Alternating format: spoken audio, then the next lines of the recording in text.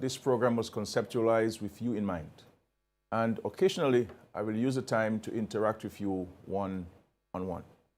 You can call us on 611-3400 or 225-3400. This week, my dear brothers and sisters, we are heading into what would have traditionally been the high point of our carnival celebrations.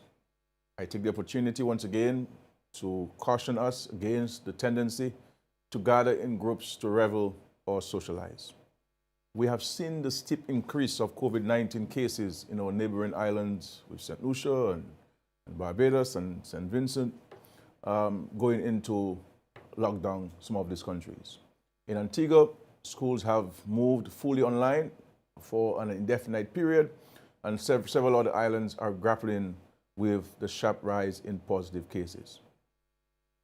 And we certainly empathize with our brothers and sisters in the Caribbean. This should serve as a warning to us in Dominica that COVID-19 is still a very present threat, and we must act accordingly to protect lives and keep the virus at bay. Now, let us not say we only have 13 cases in Dominica. Yes, we have 13 cases in isolation in Dominica. But the way this virus conducts itself, we do not know whether it is walking the streets of Dominica. We do not know whether it is among us at our homes and where we congregate and where we associate. And as I've already issued warnings about the continuing incidences of illegal entry into the island, and I cannot stress enough the danger of this practice for our population. Let us work together on this. We must adopt a collaborative approach to stamp out this activity by reporting these breaches if we are aware of them. This is still a risk, a backdoor situation. I once again discourage any gatherings this week that may put us at risk.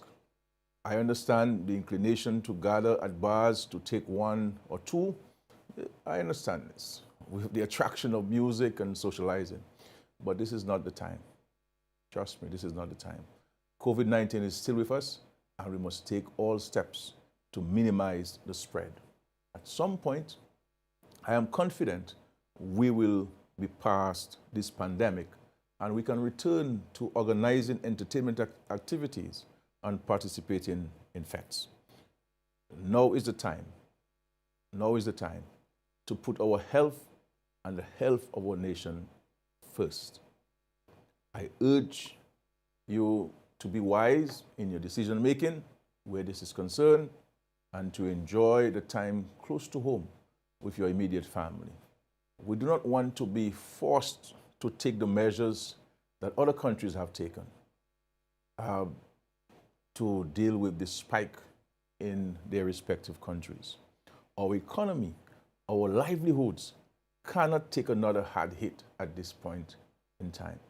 And each and every one of us must be mindful of this. We have a job today, we say thank God for this. The government is engaging itself with a number of capital projects and programs. We have been able to meet our commitments to the vulnerable groups in our society. We have to thank God for this, for these things.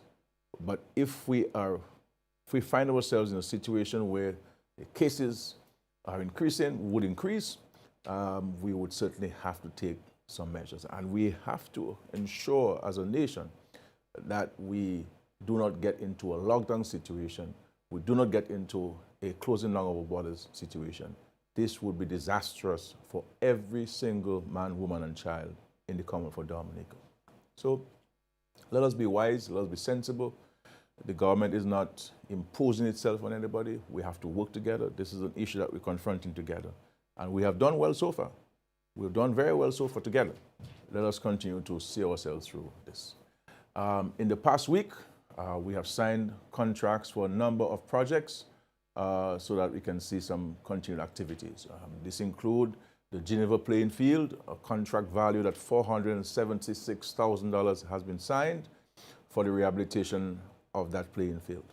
And I also want to thank the Dominica Football Association and FIFA, who also gave a contribution, in addition to this $470,000, a contribution of $150,000 to assist with the rehabilitation of the Geneva playing field. These are the kinds of partnerships we're looking for as we all seek to build our country. The field has been prepared for both cricket and football and is an indication of our commitment to sports development at a time of so many challenges to the economy brought on by COVID-19. We are making these investments in the middle of a pandemic because we value the importance of sports to the development of our country. This project is one of the many initiatives ongoing in the development of the country's sporting sector.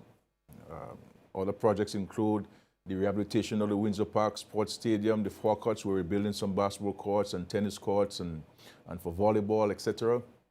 The construction of the new indoor facility at Massac. And I drove by Massac this afternoon, and what a splendid edifice. And no doubt basketball players would be certainly happy. And I shout out Peter Ricketts. I'm sure he's very excited about this. And of course, as well as the rehabilitation of numerous basketball hard courts and playing fields around the island, we're spending some $740,000 to continue to improve the Woodfordale playing field. And my Woody friends, I'm sure, are very happy about this, especially, I'm not sure whether he's still the chairman of the village council, but I know he was at the time when we spoke about this project. He was a former school principal, my very dear friend. I think Russell, I think might be his name, no? But a very good friend there. And of course, contracts were also signed for the rehabilitation of the Will Strasmore Stevens Primary School in Marigot. A lot of things happen in Marigot in this term, you know. Some EC $2.175 million. So $2,175,450 contract to rehabilitate the W.S. Stevens Primary School.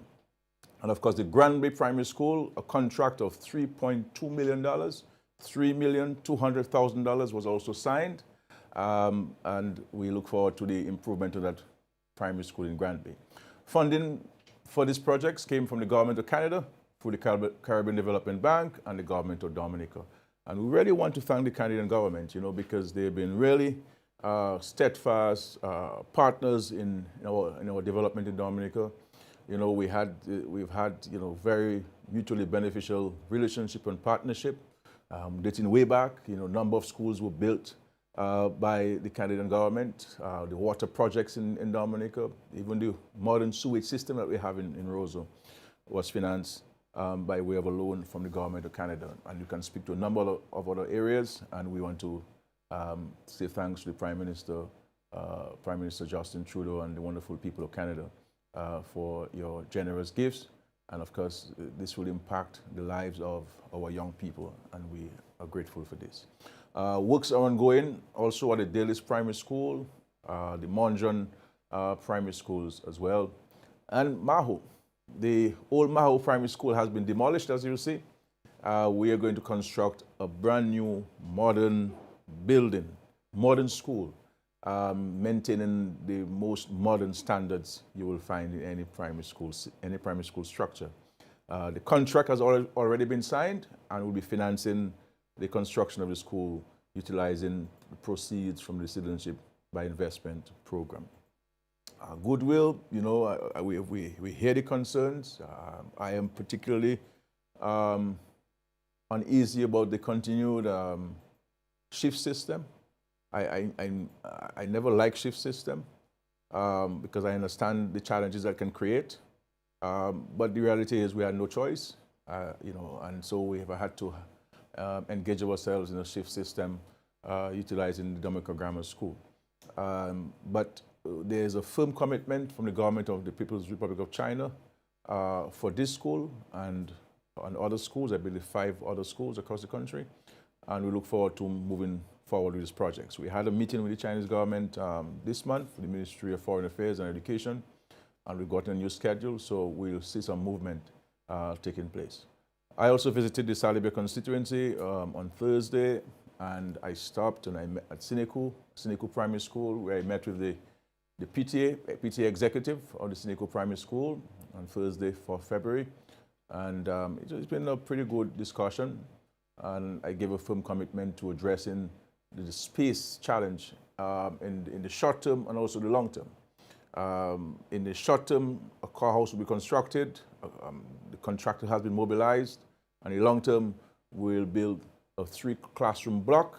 And while I was there, the school teacher, Ms. Cyril, asked for a new toilet block, which I have given my approval to, and we'll have a new washroom block as well, and look at the enhancement of the surroundings to make it more conducive to the wonderful students of Sinico. And I believe that the shift system has gone on for too long, and we need to put an end to it. And I'm hoping that the contractor, as usual, can be as diligent as he has been, and we can get this temporary solution done quickly. I have been getting some messages and hearing a lot of chatter about students at universities across the world, and you know, we continue to make payments to students. For the financial year so far, for example, that is from September to January, yes, we made payments to the University of West Indies, $1,642,188.77. That's to the University of West Indies. To Grambling, $1,001,268.14. Monroe University, Monroe College, $818,990.26.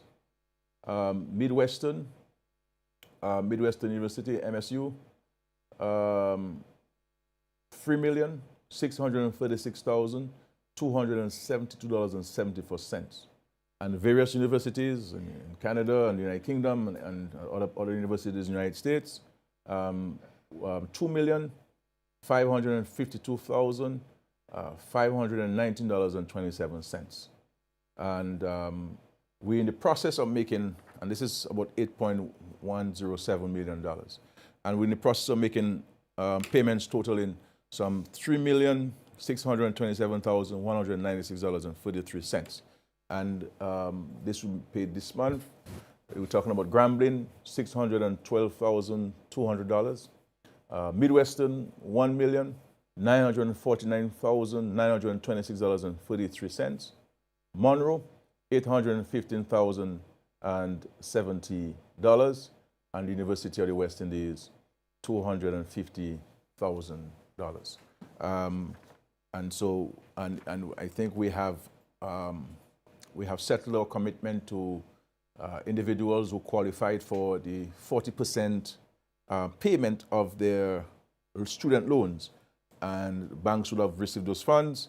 We're talking about $4,100,000 that we have placed in the pockets, the purse or the bags of Dominicans who were going to study, who took student loans, and who are back in Dominica working. And you know, this is a major investment. So literally we're putting cash back in the hands of these individuals. You know, I am somebody who take note of complaints and concerns people raise, and in respect to the students studying overseas. You know, the program has grown dramatically over the years in terms of the number of students that we help and provide support to. And we recognize that the program has left the structure that deals with the management and oversight of this program. And I've directed that we create a new administrative structure relating to human resource development in the Ministry of Education. We'll increase the staff to, I think, 6 or 7, and to ensure that the accounting is done in a more efficient manner. And what I've also directed is that we will get officers who will be directly responsible for various universities. So we'll have an officer who will be responsible for the University of West Indies and other universities in the Caribbean. There'll be one officer who will be responsible for universities in the United States and North America, and there'll be an officer who will be responsible for students studying further afield. And of course, very soon we will put on the Ministry of Education's website the email, who are these people, and their government-assigned email address. So whatever concerns or queries students have, they could be able to email these particular people directly and get a response or at least an acknowledgement in a much more timely manner. But let me say to the students also and to their parents, because we always complain when things are late and we never say when things are early, but that's fine. There's going to be a new approach to the granting of scholarships and grants to students. When you apply, if you're a continuing student, when you apply, well, first of all, there'll be a form that you have to fill out, but you also have to attach your grades of the past year to ensure that you have maintained the 3.0. And this is going to be a very firm requirement for assistance under the program and so forth, because students have to do well if we are spending these large sums of money to educate our children. And this is a firm commitment we've made. This Labour Party government has revolutionized access to education. A government has a responsibility to provide basic education to its population, and basic education up to 16 years. We have gone beyond this with the State College and at universities. And there are many people who are at universities who would have never seen the light of their university had it not been for this Dominica Labour Party. And I dare say with very little contradiction that more than 90% of people who have gone to university from 2000 to now would have received some kind of support from the Dominica Labour Party government. More than 90%. More than 90%. So, but we committed, and of course, these payments will be made. We would like to invite you to call if you wish to call. The number is 611-3400 or 225-3400. Now, we also have in the Kalinago territory, Salibay constituency, more specific, and yeah, I think the whole Salibay constituency, 50 homes to be constructed with funds from the European Union. The reality is we should have started already because we had gone to tender. But the tenders came back, I was told, maybe almost twice the in-house estimates. And this included not only the construction of homes, but access, so road access and access to the site. To the site. That would involve the construction of water tanks to enhance the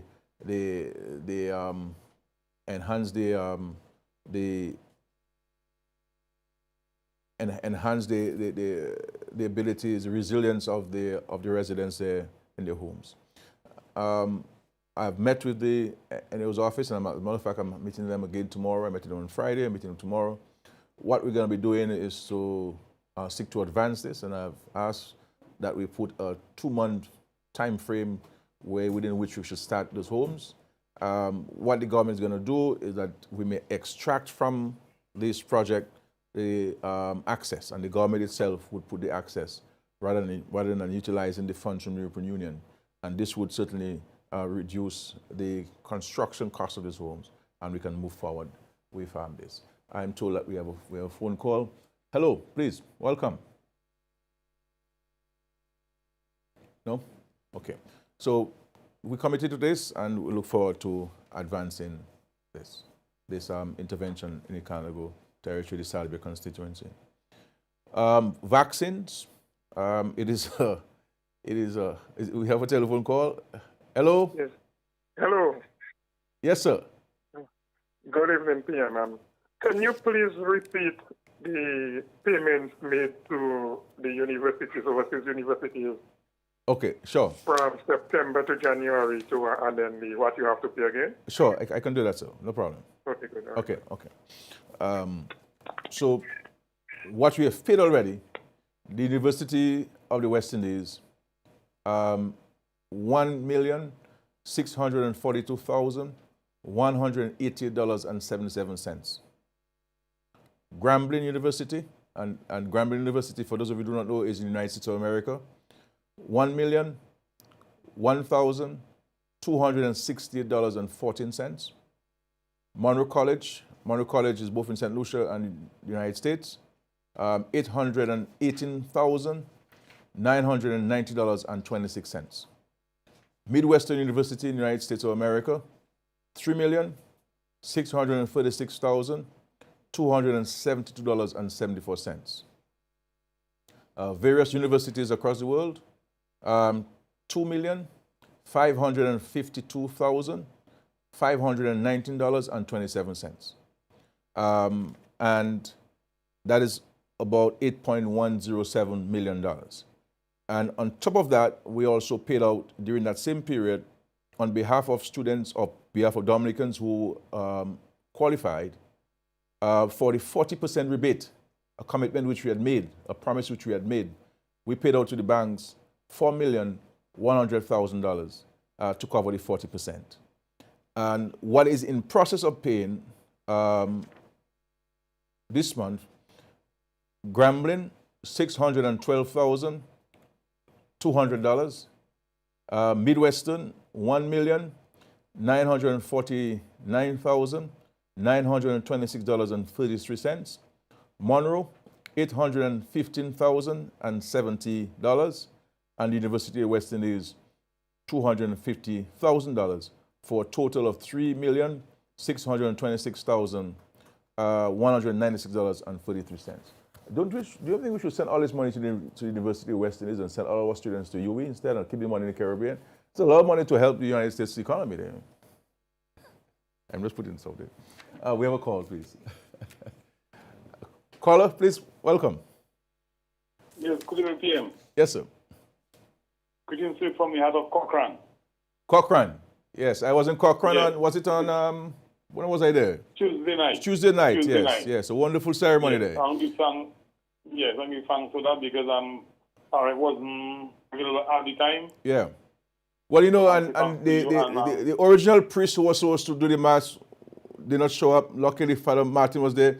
But had Father Martin not shown up, I was there already, so I would have, I could have fit in, But it was a wonderful ceremony.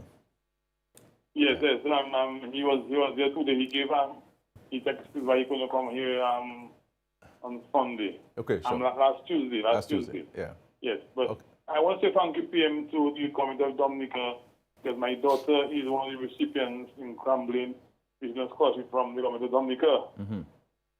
From myself and my wife, very grateful thanks to you and the community of Dominica. Dr. Colin McIntyre was one, and also Toby McIntyre. Yeah, I sure. cannot be ungrateful and not say thank you to them, because right now we will go to assist our daughter. Well, Yes, we're happy to help and so on, and wish your daughter well. Yes, give thanks Okay, for that. God bless.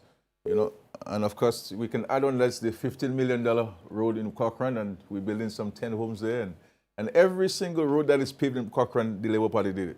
Caller, please. Good evening, PM. How are you doing? I'm very well. Yeah, this is Shujan St. Martin. Great. Hey, my brother, how are you? I'm doing great, man. I am following you. You're engaging yourself in several revolutions in St. Martin, man.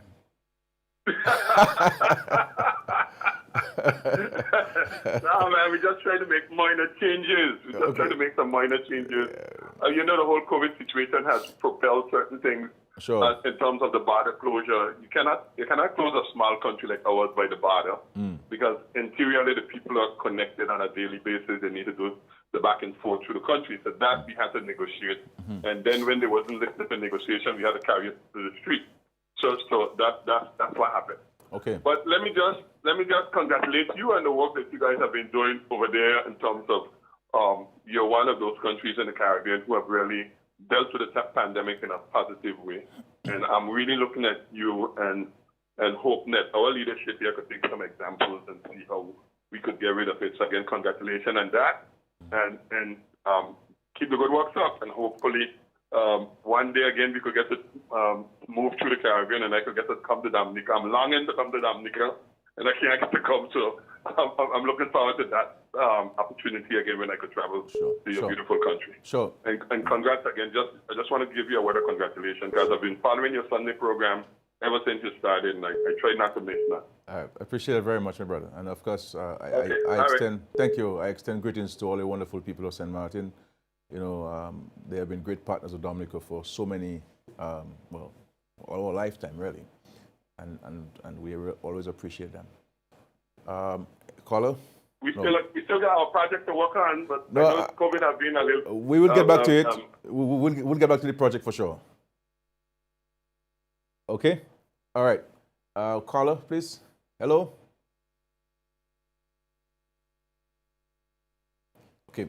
Now, I was speaking about the vaccines, and it is a highly debated subject. I get lots of forwarded messages and all sorts of information on vaccines, on the conspiracies out there, on both sides, and the hesitancy on the part of many with regard to the vaccines. And, as we said, the government will make available vaccines. It will be a voluntary basis. It is not an imposition. But we do encourage people to take the vaccines. I am pleased, though, to inform the country that through a direct request by me to the Prime Minister of India, the Indian government is giving to us as a grant sufficient vaccines to vaccinate 35,000 Dominicans. This is an extraordinary gift. The vaccines are the AstraZeneca vaccines.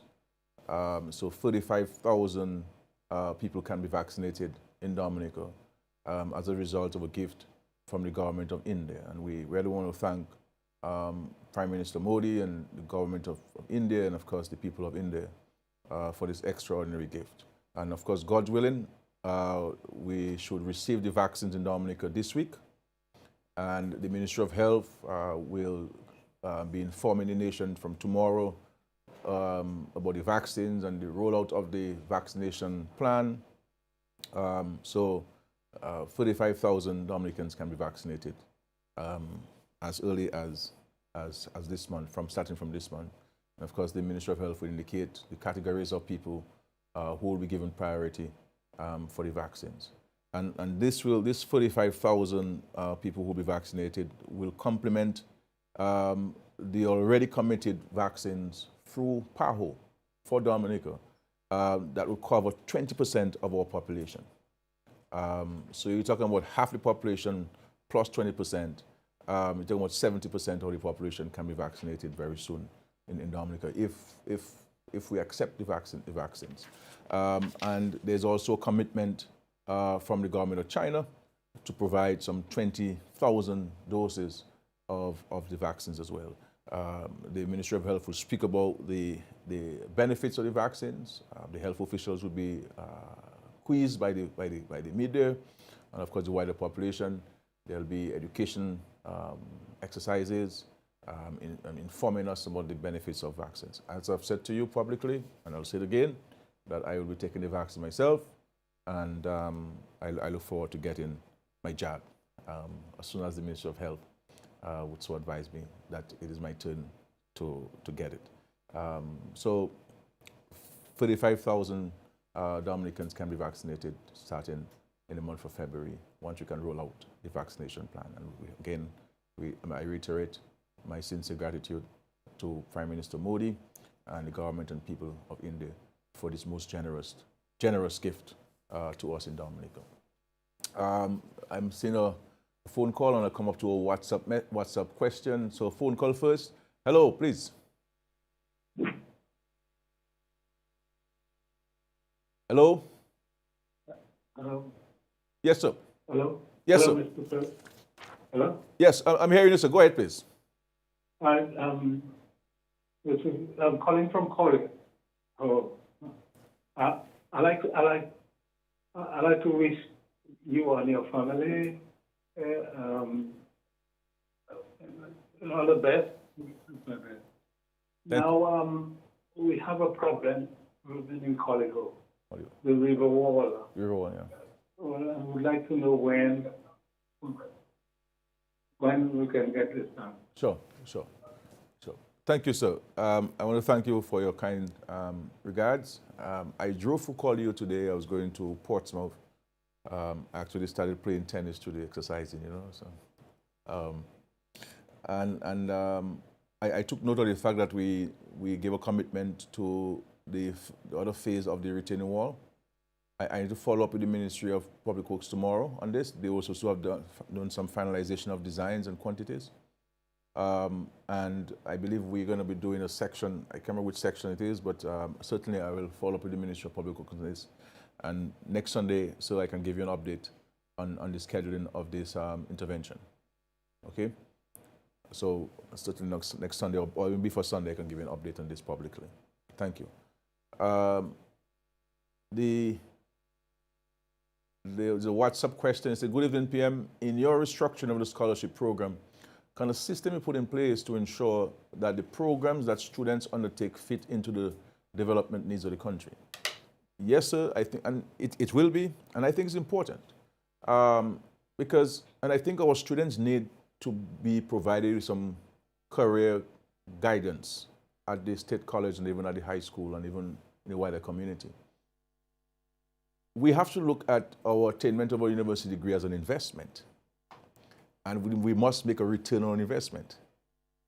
And therefore, we need to know what the economy of Dominica and the Caribbean need, and be able to go out and study and pursue studies in those areas that could land us a job. Because there's a view that once you go to university, you're entitled to a job. This is not the case in this world. A company is not going to change its structure just to fit you in. The question is, how do you fit into the structure of the company? What skill sets the company needs that it doesn't have, and so forth. I remember a student coming to me, a person coming to me and asking for $70,000 to go and do a master's in accounts. And I said to the person, why would you want to spend $70,000 on accounts to do a master's in accounts? Because I said, what's your salary now? She said, $5,000. I said, your salaries are going to be increased from $5,000 even if you have a master's degree. I mean, if you really want to be international, regionally competitive, or nationally competitive, you should pursue the professional qualification in accounting. And that would cost you half of the $70,000 that you would spend on a master's that are going to land you an increase in salary. So you're going to have a $70,000 debt that you're not making anything to repay it. And so we have to start looking at the national priorities. And we ourselves, those of us who go out to study, must and should study things that we can land us a job. And we see this problem across the world, where a lot of people go to study in various things, but the economy cannot absorb it, and the business cannot absorb it. And so focusing on priority areas in this country, that are required in this country, would certainly place people in a better position. And the problem, let's take a caller and come back to this point. Caller, please. Good evening. Hi, good evening to you. Hi, Prime Minister. How are you this evening? I'm very well, thank you. Okay. I am calling. I was listening to your program, and in reference to speaking about the contribution you have made to the students away from home. Yeah. Now, I am a diaspora moving back home, and would like to contribute to my country. I've been trying to get in touch with you on numerous occasions, but since that is very difficult, since you're a very busy man. So I was wondering, what is the best way to get back in touch with you, And another thing is trying to find out how a diaspora moving back home contributes to their country, coming back home. Mm-hmm. Yeah. Well, and I must say, I'm a former graduate of Monroe College. I have my master's in criminal justice. Yeah. Well, you can always come to my office and we can seek to make an appointment so you can get to see me at an appropriate time. This is our country, and we have to identify, where can we fit into the national scheme of things and what contribution we can make. But if you want to have a conversation with me, more specific on this, then I'll certainly arrange for us to meet and to discuss your particular issue. There's a question. Good evening, Prime Minister Skerrit. Will dialysis patients have priority when the COVID-19 vaccine is available? I think the Ministry of Health has some categories, and hoping that they'll be having a press conference tomorrow, and they'll continue over a period of time to sensitize us and to inform us and educate us about the vaccines. And so listen to them tomorrow, and they will indicate the categories of people who will be given priority. I suspect somebody with a dialysis challenge a dialysis patient rather would certainly, in my view, may be considered to be in a priority consideration. So the point I was making is this, that we really have to assist our young people in some guidance counseling, because I see people making a lot of choices that the decisions they're making are not going to help them in the future in terms of attracting the kind of job and the pay that they're looking for. And as a result, when you have a mismatch between what people study and what the economy and the country needs, whether in Dominica or the United States or the Caribbean, then frustration will kick in. And people say, well, I'm going to university, I can't find a job. We have to really look at this and to ensure that when we invest in our education at the university level, then there can be a return on the investment. If you have a system and you have 25 of you in a government department with the same qualification, the question is how many of you can be considered for promotion if you have 25 of you having the same qualification. This is a small economy. But we can have a further discussion on this at some other point. I just want to share with you my sincere views, and people know me. I am pro-education. It's under this government that we